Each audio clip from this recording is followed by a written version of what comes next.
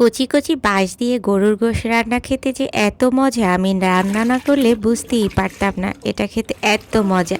অনেক দিন শুধু পাহাড়িদেরই দেখছি পাহাড়ি মুরগি দিয়ে রান্না করতে, কিন্তু আজকে আমি চিন্তা করছি নিজেই রান্না করব। এখানে পুরোটাই হচ্ছে কচি বাঁশ, তো বাঁশগুলো প্রসেসিং করাই ছিল, আমি জাস্ট ওয়াশ করে নিয়েছি। আসসালামু আলাইকুম এভরিওয়ান, সবাই কেমন আছেন, কী অবস্থা সবার?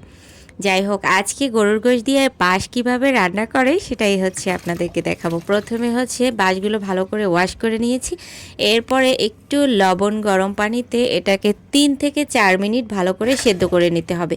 যেহেতু এগুলো কচি কচি বাঁশ, তাই সিদ্ধ করতে বেশিটা সময় নেবেন না। সাথে আবার গরুর গোশও নিয়েছি, এটাকে ভালো করে ওয়াশ করে নিচ্ছি। বাই দ্য ওয়ে, আপনাদেরকে একটা ইনফরমেশন দিচ্ছি, এই কচি বাঁশ আপনারা ঠিক কোথায় পাবেন। মোহাম্মদপুরের আশেপাশে যারা আছেন তারা সোসাইটি 2-এ চলে যাবেন, ওখানেই একটা পাহাড়ি বাজার পাওয়া যায়। প্রতি মঙ্গলবারই ওদের একটা দোকান আছে, ওখানে আপনারা সব কিছুই পেয়ে যাবেন। শুধু বাঁশ নয়, পাহাড়ি মুরগি থেকে শুরু করে পাহাড়ি চালতা সব কিছু পাবেন। যাই হোক, আমার গরুর গোশ ধোয়া শেষ। এরপরে আমি এখানে পরিমাণ মতো হলুদের গুঁড়া, মরিচের গুঁড়া, আমি একটু মরিচ খাই তাই আরেকটু বেশি দিয়ে দিয়েছি, মরিচ দেখলে তো মাথা ঠিক থাকে না।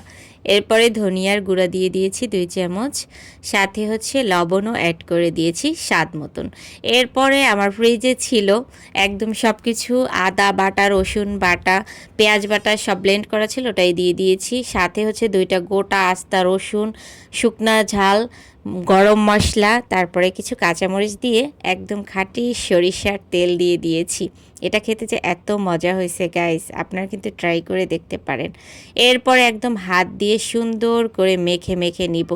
আসলে কি, হাত দিয়ে মেখে নিলে সব জায়গায় হচ্ছে মশলাটা পৌঁছে যায়। এরপরে আপনারা প্রায় 10 থেকে 15 মিনিট এটাকে রেখে চুলায় দিয়ে দেবেন, কোনো রকম পানি ইউজ করবেন না। আগে হচ্ছে পানি ছাড়াই এটাকে ভালো করে কষিয়ে নেবেন। আর বাঙালি বলে কথা, আলু দিতে হবে, বাঁশ খাই আর যাই খাই, সাথে একটু গরুর গোশে আলু না দিলে চলবে না। তাই আলুও দিয়ে দিয়েছি আর বাঁশও দিয়ে দিয়েছি। আর এই যে আমার ফাইনাল লুক, দেখেছেন কত সুন্দর হয়েছে রান্নার কালারটা। এটার কালারও যেমন সুন্দর, খেতেও অনেক মজা হয়েছে।